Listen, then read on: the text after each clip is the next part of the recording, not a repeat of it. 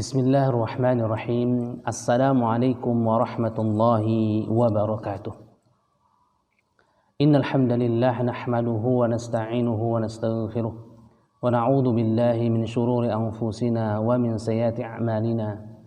May yahdihillahu fala mudilla lahu wa may yudlil fala hadiya lahu. Asyhadu an la ilaha illallah wahdahu la syarika lahu wa asyhadu anna Muhammadan 'abduhu wa rasuluh. Sallallahu alaihi wasallam, la nabiyya wa la rasula ba'da, amma ba'd. Pemirsa channelku rahimani rahimakumullah, Allah subhanahu wa ta'ala memberikan kesempatan ibadah kepada kita cukup panjang dan cukup banyak. Dan bahkan Allah subhanahu wa ta'ala memberikan setiap tahunnya kepada kita setelah balik kita kesempatan kita untuk menghapus segala dosa kita, yaitu bulan Ramadan. Dan Ramadan merupakan tempat yang mana seharusnya kita bisa menggali dan memperbanyak ibadah kita kepada Allah. Dan bahkan pula Ramadan seharusnya bisa membuat kita lebih banyak ketaatan kita kepadanya, mohon ampun kepadanya pun juga lebih meningkat.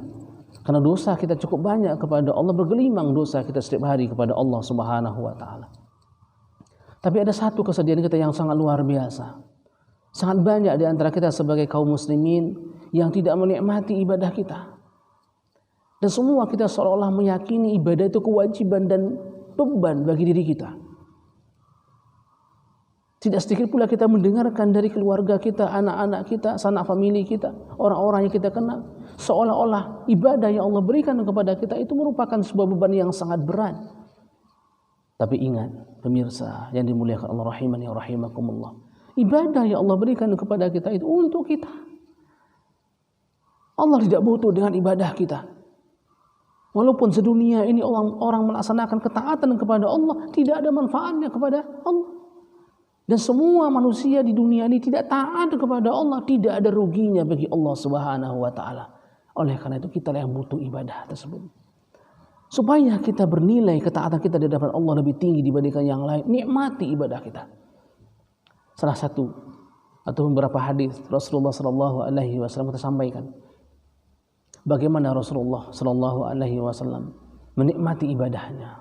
Yang pertama kata Rasulullah sallallahu alaihi wasallam, hadis riwayat Abu Daud, yang mana Rasulullah bersabda, "Qum ya Bilal fa'arihna bis-salah." Wahai Bilal, berdirilah. Berdirilah engkau ya Bilal, kumandangkanlah adzan dan istirahatkanlah kami dengan salat. Apa maksudnya? Nabi Muhammad SAW menyampaikan kepada sahabatnya Bilal radhiyallahu anhu bahwasanya ibadah itu akan mengistirahatkan kita. Ketika seorang muslim menikmati ibadahnya, maka dia akan istirahat baik jasadnya apalagi rohaninya. Tidak heran kita melihat Nabi Muhammad SAW di malam hari menghabiskan malamnya dengan salat malam tahajud sampai bengkak kakinya. Dan kita sebagai muslim biasa, orang biasa, meyakini istirahat itu adalah dengan tidur. Istirahat itu adalah dengan kita merebahkan badan kita di tempat istirahat kita. Sedangkan Rasulullah SAW sebagai uswah dan qudwah kita SAW, beliau menyampaikan dengan ibadah itulah kita istirahat. Bahkan beliau menyampaikan kepada Bilal, ya Bilal, istirahatkanlah kami dengan salat. Luar biasa. Kapan kita bisa merasakan salat ataupun ibadah itu mengistirahatkan kita? Kapan kita bisa merasakan ibadah yang kita lakukan itu bisa membuat kita istirahat, baik fisik kita apalagi rohani kita? Bahkan hadis yang lain Nabi Muhammad bersabda, hadis riwayat Imam An-Nasa'i, beliau menjelaskan dalam hadis ini, wa ju'ila qurratu aini fis shalah. Bahkan salat saya ataupun salat yang dilaksanakan, yang dilakukan ini menjadi qurratu ayuni, qurratu aini bagi saya, penyejuk pandangan mata saya, kata Rasulullah. Kalau kita mengatakan anak itu qurratu ayunina, penyejuk pandangan mata kita, ketika kita melihat anak, Masya Allah, senang kita melihat anak kita. Allah berikan kita rezeki dengan anak, Masya Allah, kita sayang dengan mereka dari kecilnya. Apalagi pas usia 2-3 tahun, imut-imutnya, ketika melihat anak itu, Masya Allah, ada perasaan bahagia, senang, puas, merasa kita orang yang diberikan rezeki yang luar biasa di hadapan Allah Subhanahu wa taala. Tapi sudah kita merasakan ibadah itu qurratu aini, qurratu ayunina.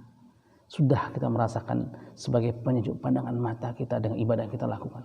Na'udzubillah min dzalik. Selama ini kaum muslimin masih merasakan ibadah itu beban yang luar biasa. Ingat, tidak akan pernah kita menikmati ibadah kita kalau kita masih merasakan, meyakini ibadah itu sebagai beban dan sebuah kewajiban yang sangat berat.